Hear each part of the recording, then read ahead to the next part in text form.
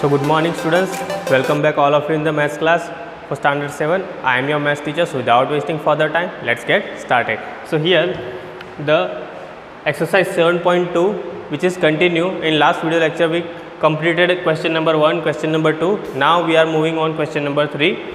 So here what question number 3 says, you have to show that triangle AMP is congruent to triangle AMQ in the following proof. Supply the missing reason. यहाँ पर missing जो reason है हमको देना है according to this given figure. इस given figure के ऊपर से हमको ये टेबल कंप्लीट करना है. So first one PM is equal to QM. यहाँ पर देखो PM is equal to QM already दिया हुआ है, that is 2 lines are given. ये दोनों 2 लाइन से इंडिकेट किया है, मतलब क्या इक्वल है. So 2 lines are given here. So yes it is, you can say that given. Same way, angle PMA, so this angle, and the is equal to angle QMA, so ये वाला angle. So already यहाँ पर दिया हुआ है कि angle PMA and QMA equal है, so that is also you can write given. अब AM is equal to AM, मतलब ये AM is equal to AM मतलब क्या, ये वाली साइड की बात हो रही है. तो ये 2 बार क्यों लिखा है, क्योंकि यहाँ पर देखो PMA में भी AM यूज़ हो रहा है और QMA में भी AM यूज़ हो रहा है. तो ये साइड कौन सी है, common side. So you can right that common side. The last one triangle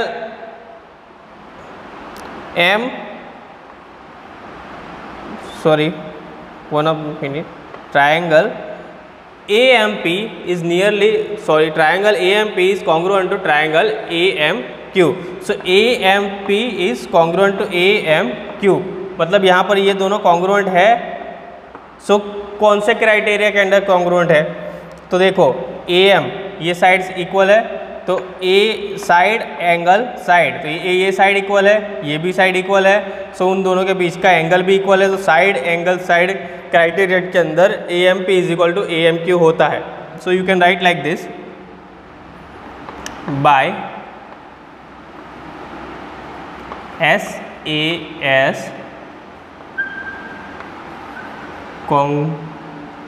congruence criterion.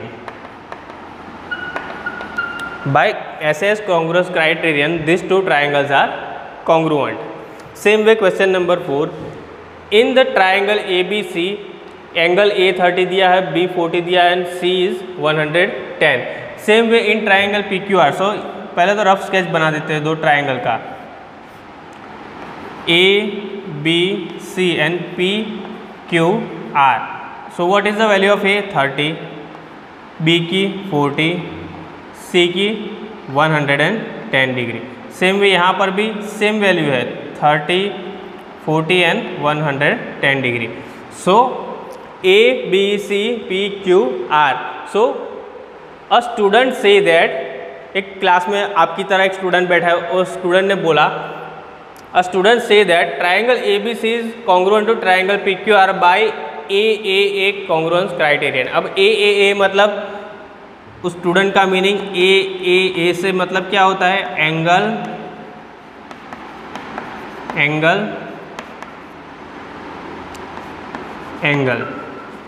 So student कहना चाहता है कि भाई एंगल से ही दोनों ट्राइंगल कॉन्ग्रुएंट है. तो दोनों का एंगल इक्वल है, इसलिए ये दोनों ट्राइंगल कॉन्ग्रुएंट है. लेकिन आगे पढ़ते हैं, इज ही जस्टिफाइड, वाई और वाई नॉट, मतलब वो जो बोल रहा है उसका आंसर सही है या नहीं है. अगर सही है तो क्यों सही है, अगर गलत है तो क्यों गलत है. So that we have to answer here. So first of all, no he is not justified.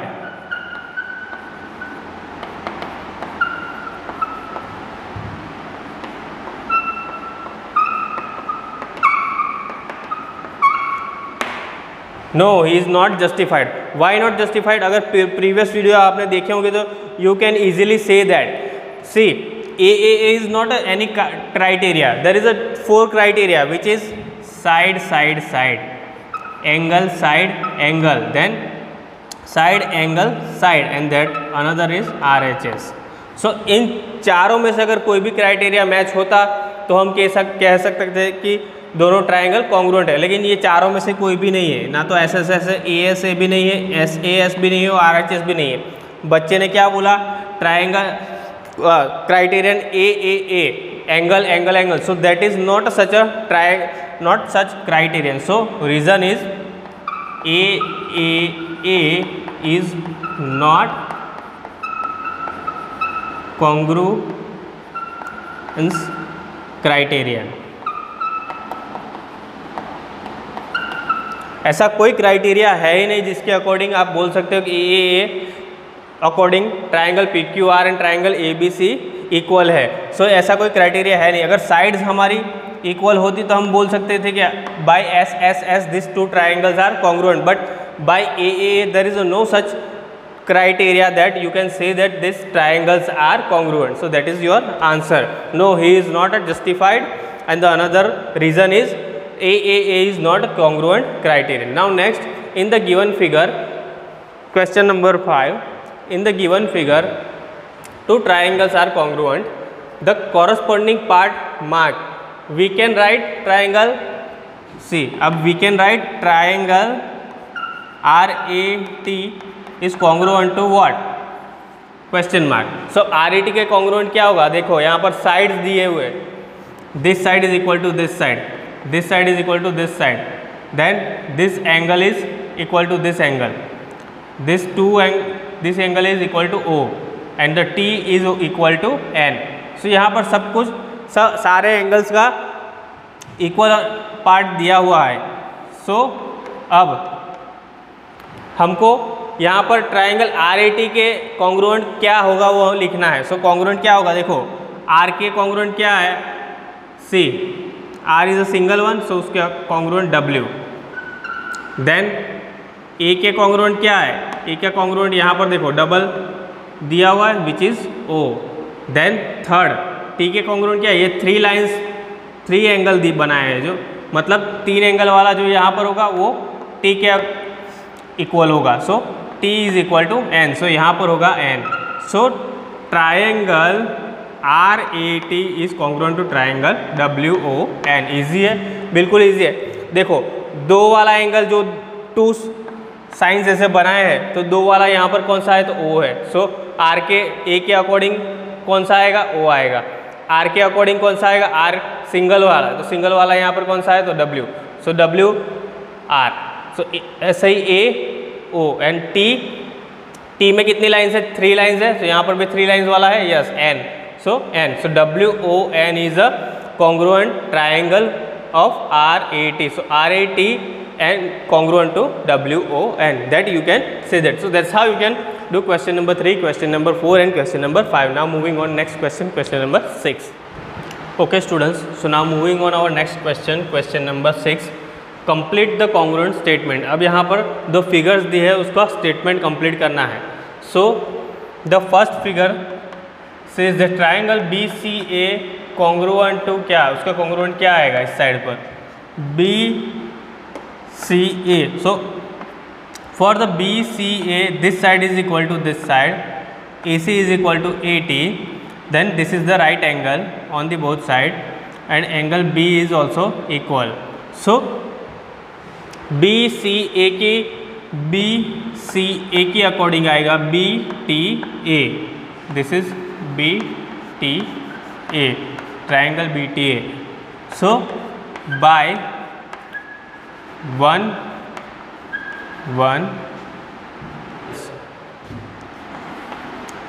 correspondence, by 1 1 correspondence BCA is correspond to BTA। Same way यहाँ पर, so for QRS C, QS is equal to QT, RS is equal to PQ and the QR is equal to TS। so यहाँ पर first term देखो QR के according क्या है हमारे पास, QR के अकॉर्डिंग हमारे पास है TP, so we will write TP।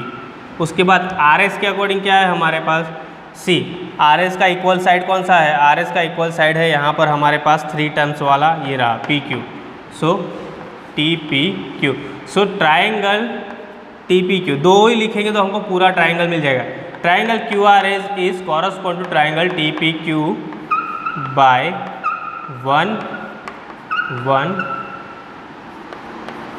correspondence.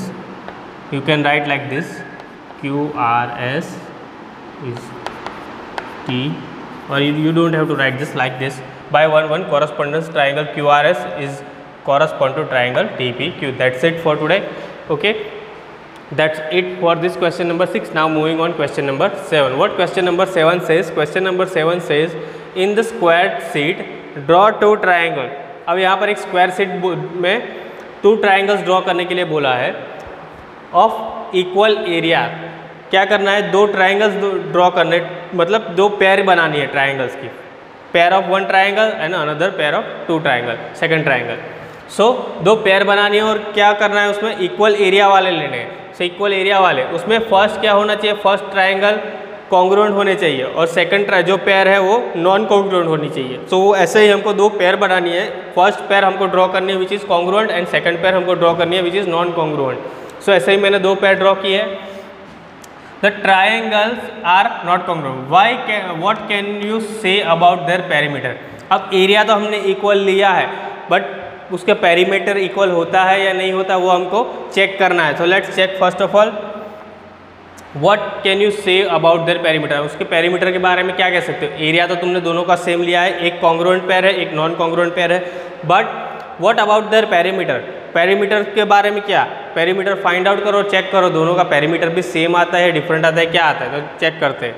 First of all triangles का एरिया फाइंड करने के लिए the formula is area of this triangle ABC, triangle ABC which is 1/2 base multiply height. So what is the base here? This is the base and this is the vertical is height and the horizontal is base. So base is 3 centimeter. So first of all 1/2 multiply 3 multiply height is 4 centimeter. So 4. So 2 2s are 4. So 2 3s are 6. So 6 centimeter. Same way 2 triangles are congruent तो दोनों का area भी same ही रहेगा क्योंकि side सारी same है। 1/2 multiply base multiply height which is 1/2 multiply 3 multiply 4। यह triangle ABC नहीं आएगा, ट्राइंगल आएगा this one EDC which is EDC, this triangle EDC। So EDC में भी सेम रहेगा, एरिया दोनों का मिलेगा 6 centimetre, 6 centimetre square. Perimeter find करना है। सो पेरीमीटर के लिए क्या होगा? पेरीमीटर इज इक्वल टू तीनों साइड का addition which is 4 + 5 + 3। This is for triangle ABC के लिए। ABC का पेरीमीटर फाइंड आउट करना है तो 4 + 5 which is 9 + 3 12 centimetre. Same way triangle EDC का फाइंड करो, EDC में भी मेजरमेंट सेम है। सो 4 + 5 + 3 which is 12 centimeter. So you can say that in congruent triangles which is congruent by RHS, by RHS congruency के according congruent है दोनों triangle. क्यों? क्योंकि राइट हैंड साइड इक्वल है, उनका हाइपोटेनियस भी इक्वल है। So this is right hand side hypotenuse and one of the side equal. So according to this RHS ये दोनों ट्राइंगल कॉन्ग्रुएंट है और उनका एरिया भी हमको सेम मिला। पेरीमीटर फाइंड आउट करते हैं तो पेरीमीटर भी हमको मिला 4 5 3, तीनों का एडिशन करते हैं 4 5 3 का 12 सेंटीमीटर मिलेगा। तो हमको we can say that the perimeters are also equal for this congruent triangle. Now non congruent triangle के लिए फाइंड आउट करते हैं area of first of all triangle QDR के लिए, QDR for triangle QDR is equal to 1/2 multiply base कितना है 4 centimetre into height कितनी है 3 centimetre. So 2 2s are 4 3 2s are 6 centimetre. Same way area यहाँ पर सेम रहेगा। सेम इसके लिए SRP हम यहाँ पर इसको P लेंगे, Q R P और यहाँ पर S R P। तो S R P के लिए 1/2 मल्टीप्लाई, अब यहाँ पर 1/2 बेस कितना है, ये हमारा बेस हो गया। बेस यहाँ पर देखो कॉमन है दोनों फिगर्स में, ये फर्स्ट फिगर और ये वाला पूरा ट्रायंगल हो गया सेकंड फिगर। तो सेकंड फिगर के लिए बेस, फर्स्ट एंड सेकंड के लिए बेस सेम है, सो बेस। लेकिन हाइट कितनी होगी, हाइट यहाँ पर देखो, हाइट ये हॉरिजॉन्टल हाइट नहीं होती, हाइट हमेशा वर्टिकल होती है। तो टॉप टू बॉटम जो हाइट होती है वही होती है ट्राइंगल की हाइट। सो ट्राइंगल की हाइट कितनी है, यहाँ पर तो नहीं दिया लेकिन उसके अकॉर्डिंग सेम यहाँ पर दिया है 3 सेंटीमीटर। सो ये भी कितना होगा, 3 centimetre. So this is 3। Now 2 2 जा 4, 3 2 जा 6। तो 6 सेंटीमीटर स्क्वायर दोनों का एरिया आ गया। एरिया दोनों का सेम रहा, भले ही नॉन कॉन्ग्रुएंट है लेकिन एरिया आया हमारा सेम। अब फाइंड आउट करते perimeter. Perimeter of triangle PQR और QPR। PQR लिखते, डजेंट मैटर, QPR लिखो PQR लिखो, I will write PQR, this is PQR, okay PQR। तो यहाँ पर पेरीमीटर के लिए 3 + 5 + 4, तीनों साइड का addition 3 + 5 + 4, so equals to 5 + 5 10 + 2 which is 12 centimetre. लेकिन another one which is SRP, SRP का पेरीमीटर क्या होगा, perimeter of SRP 3.5 + 4 + 3 which is 11.5 centimetre. So यहाँ पर दो ट्रायंगल नॉन कॉन्ग्रुएंट है, उसका पेरीमीटर हमने फाइंड आउट किया, तो perimeter are not equal. So you can say that in non-congruent triangle the perimeter cannot be equal.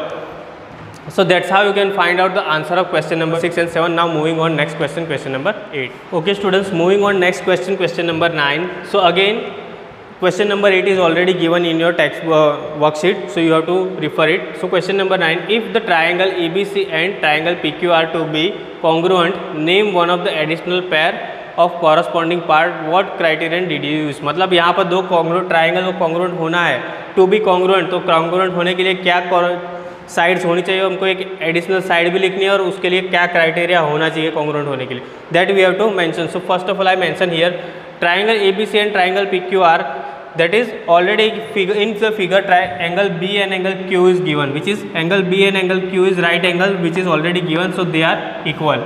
Same way angle C and R is also equal. यहाँ पर देख सकते हो दो कर्व यहाँ पर भी दिए, दो कर्व यहाँ एंगल C पर भी दिए, तो मतलब दो कर्व दोनों में साइड है, मतलब दोनों एंगल इक्वल है। So that is already given in question. So angle C is equal to angle R. Now if triangle ABC and triangle PQR to be congruent, दोनों को कॉन्ग्रुएंट होना है, then the included side between two angles must be equal. मतलब इसमें अब यहाँ पर दो एंगल हमारे कॉन्ग्रुएंट हो चुके हैं, दो एंगल हमारे इक्वल हो चुके हैं, तभी तीसरी कंडीशन क्या होनी चाहिए इक्वल होने के लिए, the third one is side equal होनी चाहिए। अगर ये साइड और ये साइड इक्वल हो गई तभी हम कह सकते हैं कि this two triangles are congruent. So दो एंगल्स तो हमको इक्वल मिल गए, अब तीसरी साइड भी इक्वल मिल जाएगी, तो बाय ए से हम बोल सकते हैं, बाय ए से angle side angle, bye angle side angle congruent criterion we can conclude it these two triangles are equal or congruent. So if triangle ABC and triangle PQ are to be congruent, then the included side between two angle must be equal. So must be equal मतलब BC के equal क्या होना चाहिए, BC के equal होना चाहिए QR. So BC के equal QR होगा, then you can say that triangle ABC will be congruent to triangle PQR by ASA, angle side angle. So इतनी कंडीशन होगी तब आप बोल सकते हो this triangle ABC is congruent to triangle PQR. Easy. Same way question number 10, explain why triangle ABC is congruent to triangle FED. अब यहाँ पर फिगर दी है और बोला है कि एक्सप्लेन करो क्यों ट्राइंगल ABC FED के इक्वल है। सो यहाँ पर according to figure as you can see right angle triangle equal, so B के इक्वल कौन सा होगा E, so that is already given right angle triangle. फिर A के इक्वल F दिया हुआ है, यहाँ पर A के इक्वल ये होगा F, तो A के इक्वल F ऑलरेडी दिया हुआ है which is given in figure. तो ये दो तो साइड ऑलरेडी हो गई हमारी, ये एंगल भी होगा, ये एंगल भी हो गया, इन दोनों के बीच में ये एंगल हो गया, अब बोला है angle C and angle D equal होंगे, क्यों इक्वल होंगे? सी, दो एंगल इक्वल है तो तीसरा एंगल भी इक्वल होगा, क्योंकि as per sum property, angle sum property, addition of three angle is 180 degree. So ये दोनों एंगल यहाँ पर इक्वल है तो तीसरा एंगल जो भी होगा उनका सम होगा 180 डिग्री। सो यहाँ पर ये दोनों इक्वल है तो तीसरा यहाँ पर भी सी के इक्वल डी ही होगा, अदरवाइज एंगल सम प्रॉपर्टी के अकॉर्डिंग इसका 180 डिग्री सॉल्यूशन नहीं होगा, इसका भी नहीं होगा। सो जो भी थर्ड एंगल है that should be equal to the D. So the third angle C is equal to third angle D. So ये दोनों भी इक्वल होंगे बाय एंगल सम प्रॉपर्टी।